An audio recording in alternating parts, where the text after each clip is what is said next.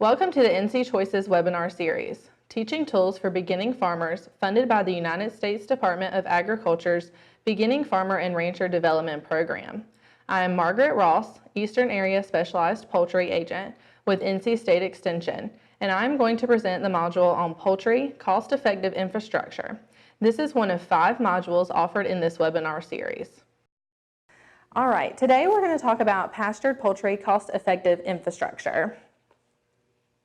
We'll begin with the shelter as husbandry. The first thing that's most important as far as making sure that you have a good shelter or a chicken coop or a run or a home for your birds is to make sure that you have the following things on the slide. Protection from the sun, wind, and rain. You also want to make sure that you have proper spacing available for the birds. You also want to make sure that it is safe from predators. So that could mean aerial predators, predators that come from the ground, predators that could dig under fences, all sorts of predators.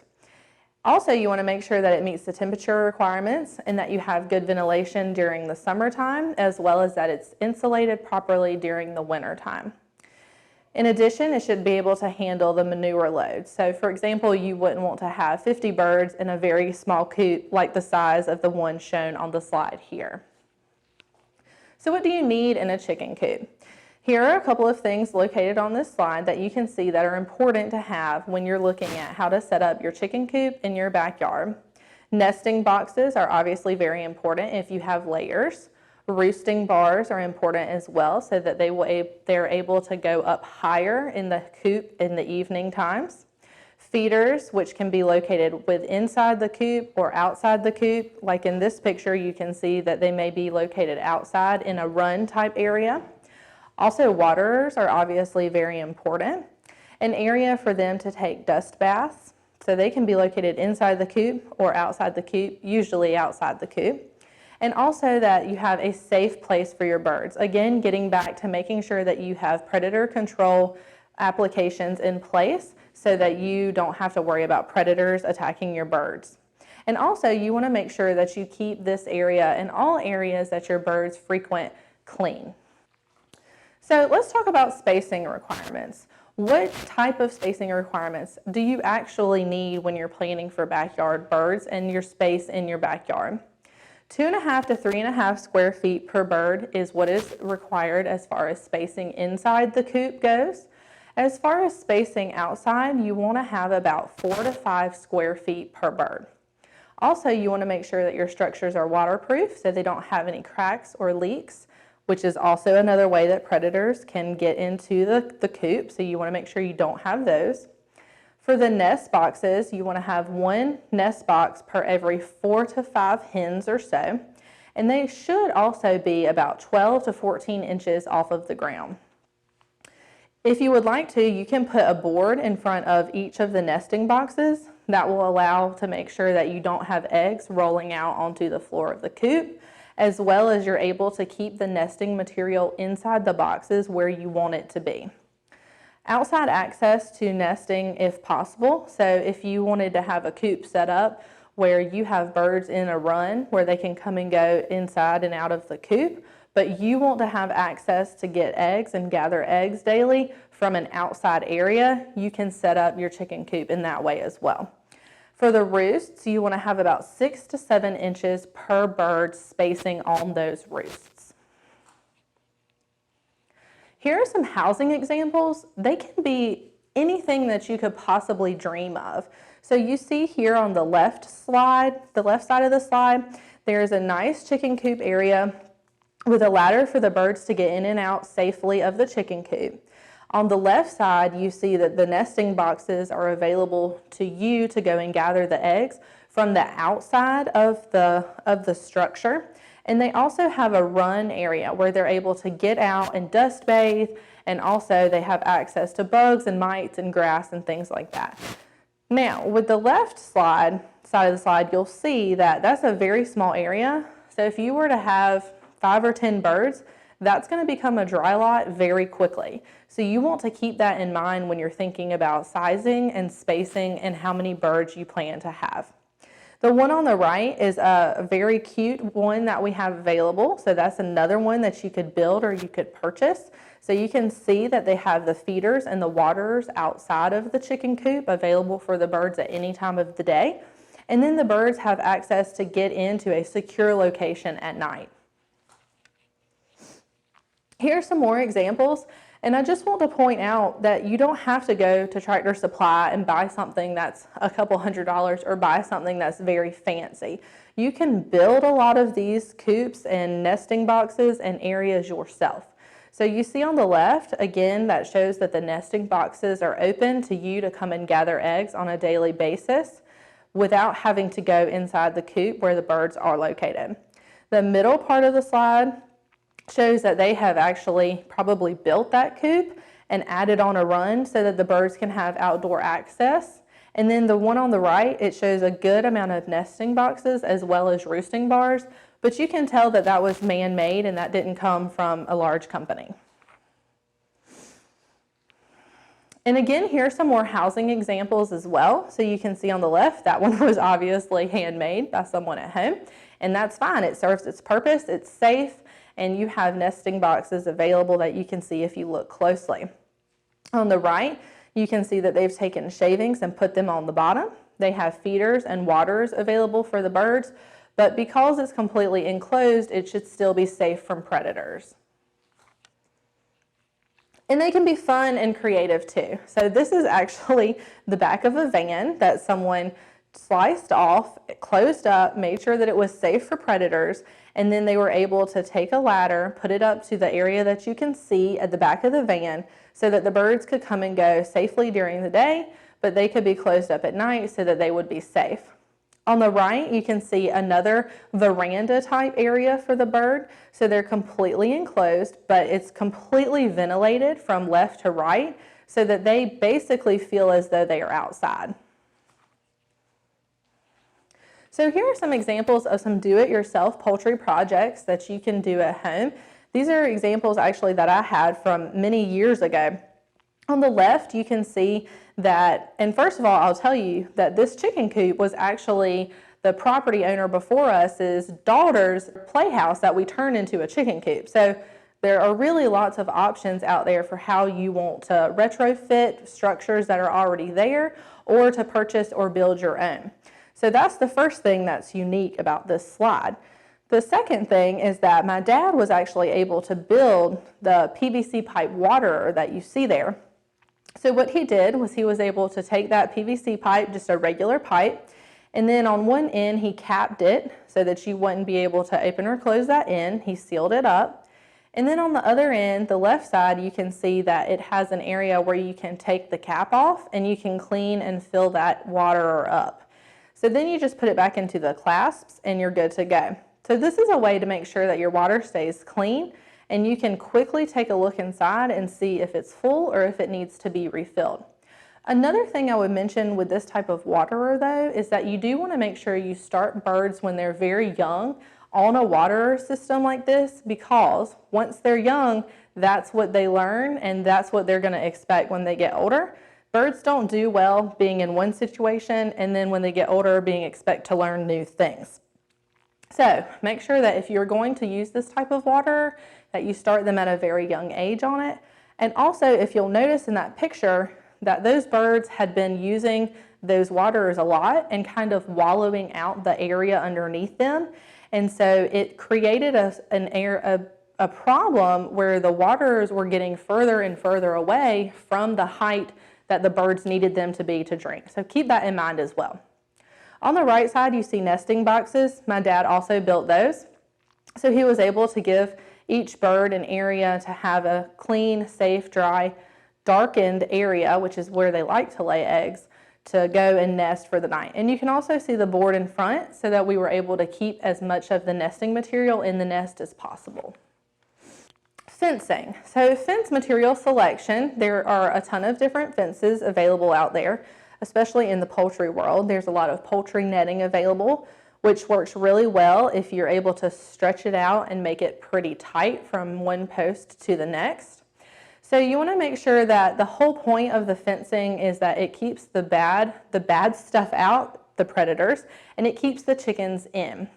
So electric boards, you've got electric, you've got boards, woven, chicken wire. There are all sorts of options available. It really just matters what is going to work best on your farm or in your backyard, depending upon your situation. There are three components of a good electric fence: the charger, the grounding, which is the ground rods, and also the conductor, which is the wire. Another area that you could get into with fencing is some troubleshooting. So don't forget that your extension agents are available if you ever have questions about your fencing. Here's an example of how your fencing works. So you have the charger on the left side, which is attached to a building of some sort. Then you're grounding at the bottom, and it shows that you have the current moving from the box into the fence if the animal is to touch the fence. So that just gives you a quick overview of how it works. So we're going to quickly talk about fencing a little bit. There's a lot of different types of chargers, batteries, solar. Solar is the weakest and it's the most expensive, so keep that in mind. With a battery, you want to make sure that you have a good lifespan and that they are portable. And then for the chargers, you want to make sure that you find one that is economical and works for your farm. The ground system is more than just rods. So there's a 3, 6, 10.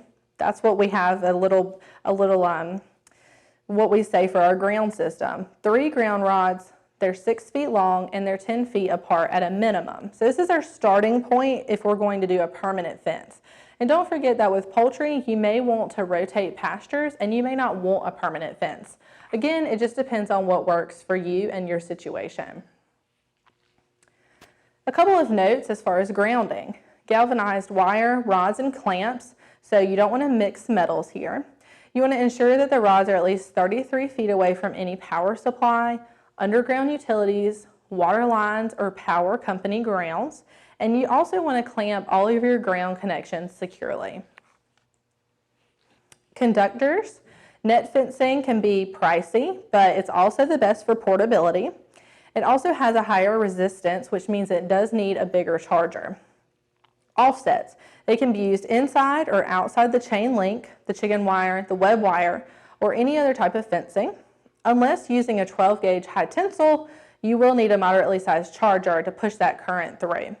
And you do see some pictures over here on the right-hand side of the slide. At the top, you see that you have a really good example of a poultry netting situation that was done really well.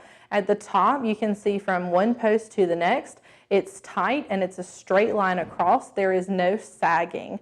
Once you get the sagging in the fence, that's when birds are able to fly out or predators are able to come in a little more easily. Obviously, another thing to remember if you're going to have this type of fencing is don't forget this does nothing to stop your aerial predators from coming in. So we get a lot of phone calls. This fence doesn't work, and that's for all species. So the first thing is to check your ground system. This is the major cause of your fence not performing correctly. You can check a charger, but just be careful. Do not use a fault finder type tester unless you like to be shocked.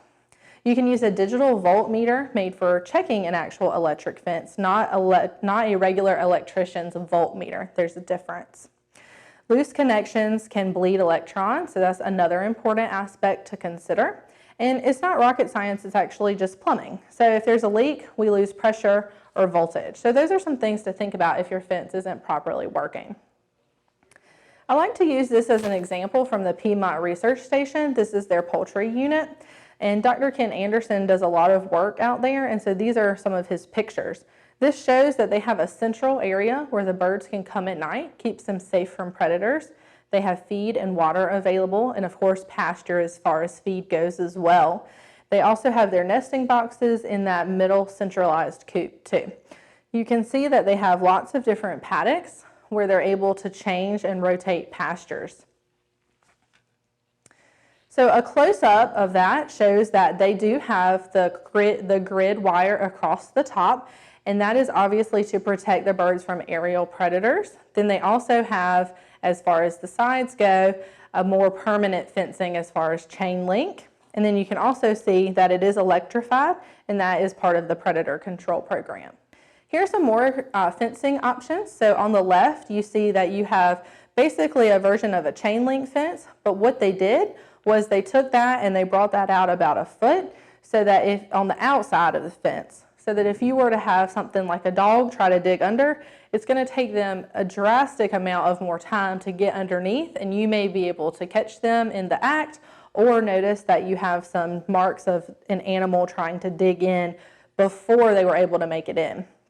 The top right shows what they did was they took rock and they put it down the inside of the coop, of the run, and then they were able to make sure that they did that so that the predators would have a harder time digging underneath as well. The bottom right picture is funny to me. This dog obviously tried really hard to get into this run, but he was unsuccessful because they took that fence and they made sure they buried part of it so that when he was trying to dig underneath, he obviously didn't know that that was there as a problem, and he ran into it and literally could not physically get through the fence. So here are some examples of portable ranges and chicken tractors. These are great if you have a large area where you would like to move your chickens from one patch to the next or one paddock to the next. You can see these examples. A lot of these are fairly easy to make, and you can do them at home yourself. The top left shows they just took PVC and they were able to make that and put the mesh or the net over top of it. Those are really light and easy to move. So I encourage you, if you want to do this yourself, to start with an easy project like that and see how easy it is to actually move from one spot to the next with your birds. And you just pick that up and move it, and your birds just move along with it. So there's no real labor intensity to that. The other two pictures are a little bit more project involved, if you will, labor involved. So you see that they have a little bit more rigid structures. They're a little bit harder to move. But in the middle, you see that they do have a coop that they could leave there if they'd like, and then they can move each of the different portable ranges or chicken tractors around that centralized area. And don't forget feed and water if you have these as well. That's important. And shade. So here's another just example of a portable electric mesh fence. Again, the problem here is that you don't have any aerial predator protection, so make sure you keep that in mind. So here are some examples of some ground predators. So again, going back to fencing, not only do you want to keep your birds in, but you want to make sure that you keep your predators out. So here are some examples of some predators that would come by ground. Foxes, possums, any type of dog. So this is the type of damage that ground predators do. You see that unfortunately, they leave a lot of the animal. So I feel like if they were going to come, they really just missed a really good opportunity to get a good meal. But it's important that you know what each type of predator will do so that you can narrow down what type of predator problem that you have. So this is some of the damage. So you see that they go for the throat, but they really leave a lot of the bird behind. You can still have problems. So at the Piedmont Research Station, these pictures came from there as well. And so you saw all of the different ways that they were able to put in place predator control prevention, and they still had a problem with this owl. So it's really important that you pay attention to what your area's problems are as well as what you can do about it. So going back to talking about the aerial predators, you can see here that they like to take the entire head and leave the rest of the body. So again, this is a way if you call your extension agent and say, hey, I'm having problems, these are some of the questions we may ask you to help you determine what type of problem you have. Thank you so much.